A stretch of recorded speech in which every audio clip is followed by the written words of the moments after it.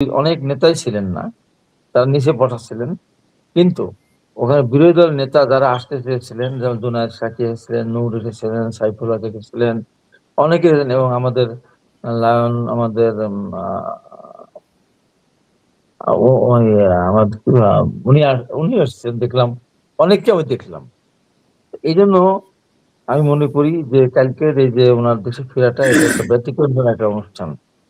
এখন এবং আমি এটা মনে করি আমার জানা মতে আরকি, আমি সঠিক না বললে পরে এটুকু অন্তত বুঝতে পারি বা এটুকু বলতেই পারি, পৃথিবীর ইতিহাসে আর এত কোনো জমায়েত হয় নাই।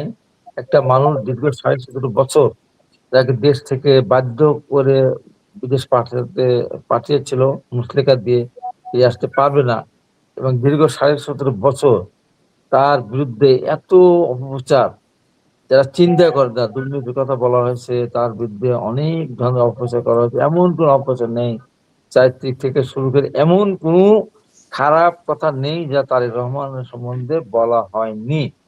এবং টেলিভিশন থেকে শুরু করে সোশ্যাল মিডিয়াতে প্রতিনিয়ত উনার আসার আগের দিন পর্যন্ত এই ধরনের কথা বলেছে যে লোকজন যেন তারেক রহমানকে দেখতে বা তারেক রহমানের সম্বন্ধে না আসে। কিন্তু সবকিছুকে পদদলিত করে বা পিছনে ফেলে বাংলাদেশের লক্ষ লক্ষ মানুষ, শুধু বিএনপি নেতাকর্মী না, এর বাইরে বহু মানুষ কিন্তু তারেক রহমানকে দেখার জন্য কালকে ঢাকায় এসেছেন এবং সরকারের প্রতিও কৃতজ্ঞতা প্রকাশ করতে চাই। বর্তমান আমাদের সরকার, যেটা ইন্টারিম গভর্নমেন্টের প্রধান ডক্টর ইউনূস স্যার সহ পুরা প্রশাসন, সেনাবাহিনী, র‍্যাব, পুলিশ প্রশাসন, সিভিল প্রশাসন এত আন্তরিকভাবে উনাকে যে গ্রহণ করেছেন, সাদর সম্ভাষণ জানিয়েছেন, পৃথিবীর ইতিহাসে এর কোনো নজির নেই।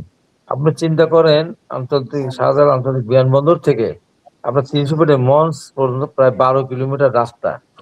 এই ১২ কিলোমিটার রাস্তা কিন্তু আমাদের সেনাবাহিনীর প্রতিটি সদস্য, যাদের উপর দায়িত্ব ছিল, প্রত্যেকে হেঁটে এসেছেন।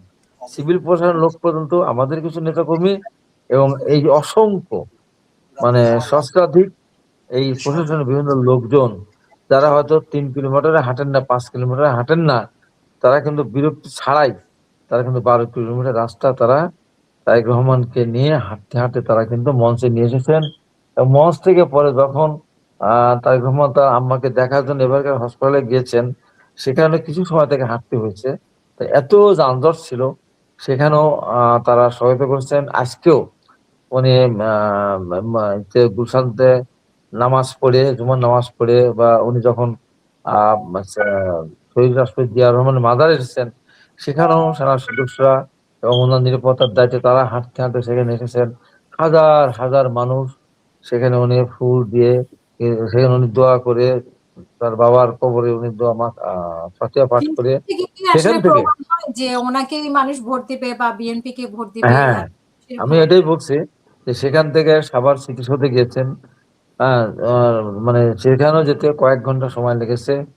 মানে রাস্তার দুপাশে হাজার, হাজার মানুষ, যা কেউ কোনদিন আর দেখেনি অতীতে। আর সবচেয়ে ব্যতিক্রম যেটা, পৃথিবীর কোনো দেশের কোনো রাষ্ট্রনায়ক বা সরকার প্রধান আ কাউকে করে এত, এত, এত কিলোমিটার পায়ে হেঁটে বহন করে নিয়ে গেছে, এর নজির কিন্তু পৃথিবীতে নেই।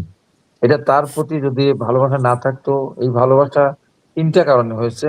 প্রথমত, শহীদ রাষ্ট্রপতি জিয়াউর রহমান মহান স্বাধীনতা আ ঘোষণা দিয়েছেন, নিজের জীবনকে বাজি রেখে পরবর্তী সময়ে রণাঙ্গনে যুদ্ধ করেছেন, সেক্টর কমান্ডার ছিলেন, ফোর্সেস কমান্ডার ছিলেন। উনি বীর উপাধি পেয়েছিলেন, একটা দল গঠন করেছেন, সেই দলটা আছে, উনি সেনাপ্রধান ছিলেন। এই একটা তার প্রতি সৎ ছিলেন এবং উনার বিরুদ্ধে অসততার কেউ কোনো প্রমাণ দিতে পারেনি। তারপর দেশনেত্রী বেগম খালেদা জিয়া ৩ বার প্রধানমন্ত্রী ছিলেন। এদেশের মানুষকে ভোটাধিকার দেওয়ার যে ব্যবস্থা করেছেন, এই পৃথিবীর ইতিহাসে একটি মাত্র নির্বাচন, ১৯৯৬ সালে ১৫ নির্বাচন, শুধুমাত্র একটা নিরপেক্ষ তত্ত্বাবধায়ক সরকার সংবিধানে সংযোজন করার জন্য, অর্থাৎ মানুষ যেন তার ভোটটা নিজে দিতে পারে এবং নিরপেক্ষ সরকার যদি কোন দলীয় সরকার না থাকে, একটি নির্বাচন করে ১ম অধিবেশনে তত্ত্বাবধায়ক সরকার সংবিধানে সংযোজন করেছিলেন এবং পরবর্তী সময়ে রাষ্ট্রীয় ক্ষমতায় এসে এই যে মানুষের যে কর্মকাণ্ডগুলি উনি করেছিলেন, কৃষকদের ঋণ মুক্তির ব্যবস্থা করেছিলেন, নারী শিক্ষার ব্যবস্থা করেছিলেন, গার্মেন্টস এর বিপ্লব ঘটিয়েছিলেন। এই যে আমার দেশে আপনার মুক্তিযুদ্ধ মন্ত্রণালয় করলেন উনি, আপনার বৈদেশিক অবস্থান মন্ত্রণালয় করলেন। ওই রাষ্ট্রপতি জিয়া রহমানের যে অবদান, কৃষি নির্ভরশীল একটা দেশ, খাদ্যঘরের দেশ থেকে খাদ্যে রপ্তানি দেশে পরিণত করেছিলেন। এই যে আজকে ১ কোটির উপর মানুষ বিদেশে আছে, তাদের কর্মসংস্থানের ব্যবস্থা করা, দেশ গার্মেন্টস প্রতিষ্ঠার মধ্যে যে গার্মেন্টস গুলো প্রতিষ্ঠা করা, বৈদ্যুতিক অন্তর্প্রবর্তন করা, আমাদের সংবিধানে বিসমিল্লাহির রহমানির রহিম সংযোজন করা, এই যে হারিকেন জ্বালিয়ে জ্বালিয়ে সেসব নিরক্ষরতা দূর করা, এগুলো পদক প্রবর্তন করা, স্বাধীনতা পদক প্রবর্তন করা, অজস্র কাজ মাত্র ৩.৫ বছর মাথায় উনি বাংলাদেশকে একটা পর্যায়ে নিয়ে গেছেন। এই যে দেশনেত্রী এবং শহীদ জিয়া রহমানের প্রতি এদেশের মানুষের অবাধ বিশ্বাস, ভালোবাসা, শ্রদ্ধাবোধ, এবং জনাব তারেক রহমানও এই যে দীর্ঘদিন ১৭.৫ বছর দেশের বাইরে ছিলেন, উনার কথার মধ্যে, কাজের মধ্যে এই যে এত কত ২-১টা কথা হয়তো এদিক ওদিক, অনেক সময় বাবার সন্তান হিসেবে তার বাবাকে যখন অসম্মানের কথা বলেছেন, তখন উনি ২-১টা কথা বলেছেন। তাছাড়া উনি ধীর স্থিরভাবে সামনের দিকে দেশটাকে এগিয়ে নেওয়ার জন্য কত কথা বলেছেন। একটা কথার ভিতরে মানুষ ভুল ধরতে পারে নাই। হয়তো সব কথাই 100% হবে তা না। কিন্তু দেশের মানুষকে উত্তেজিত করা, দেশের মানুষের বিপক্ষে কোনো কথা বলেন নাই। দেখেন, এত বছর পর দেশে আসলেন।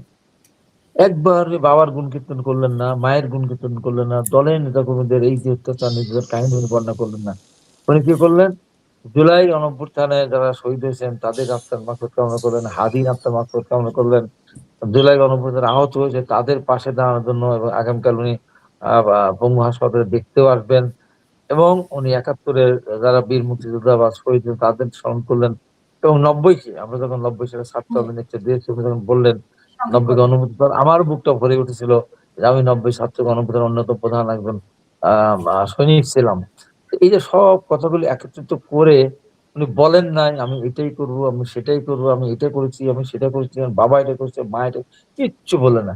না বলে সামনের দিকে দেশটাকে এগিয়ে নিয়ে ঐক্যবদ্ধভাবে এগিয়ে নিয়ে যাওয়ার জন্য মানে আল্লাহ তাআলার প্রতি বারবার ১৫ বার উনি ইনশাআল্লাহ বলেছেন। মানে কয়েকবার উনি বলেছেন, "আমরা করব, আমরা এটা করব, ইনশাআল্লাহ করব।" মানে ভালো কাজ করার কথা বলেছেন। উনি আমাদের নবী করিম সাল্লাল্লাহু আলাইহি ওয়াসাল্লাম যেমন ন্যায় শাসন প্রতিষ্ঠা করেছেন, সে কথাই উনি বলেছেন। তার এই যে ভাষণ, এই ভাষণটা পৃথিবীর ইতিহাস একটা ব্যতিক্রম থেকে একটা ভাষণ। এতদিন যিনি দেশে আসতে পারেন নাই, এই পৃথিবীতে উনি সবচেয়ে সৌভাগ্যবান সন্তান। এই পৃথিবীতে এখন পর্যন্ত বাবা মহান স্বাধীনতা যুদ্ধের ঘোষণা দেওয়া সেনাপ্রধান, আ মা আপনার রাষ্ট্রপ্রধান, সরকার প্রধান, প্রধানমন্ত্রী, এমন আর কেউ নেই। তা সে একবারও কিন্তু যারা তাকে দেশে আসতে দেন নাই, তারা অত্যাচার করেছে, নির্যাতন করেছে, তার সে কারো বিরুদ্ধে কোনো কথা বললেন না। এই যে একটা ব্যতিক্রম ধরনের একটা ঘটনা। আর আমি আমার নিজেকে গর্বিত মনে করছি এই কারণে, পৃথিবীর ইতিহাসের সবচেয়ে বড় গণসংবর্ধনা অনুষ্ঠানে আমি একমাত্র ব্যক্তি এই পৃথিবীতে আজ পর্যন্ত যে আমি হাসপাতাল থেকে অ্যাম্বুলেন্স এবং ডাক্তার সহ আমি কিন্তু সেই অনুষ্ঠানে গিয়েছিলাম। তার সামনাসামনি আমি যেতে পারি, আমি তাকে সামনে থেকে দেখেছি। ওখান থেকে হয়তো আমাকে দেখার তার সুযোগ হয় নাই। কিন্তু আমি অ্যাম্বুলেন্স নিয়ে গেছিলাম, ডাক্তার নিয়ে গেছিলাম।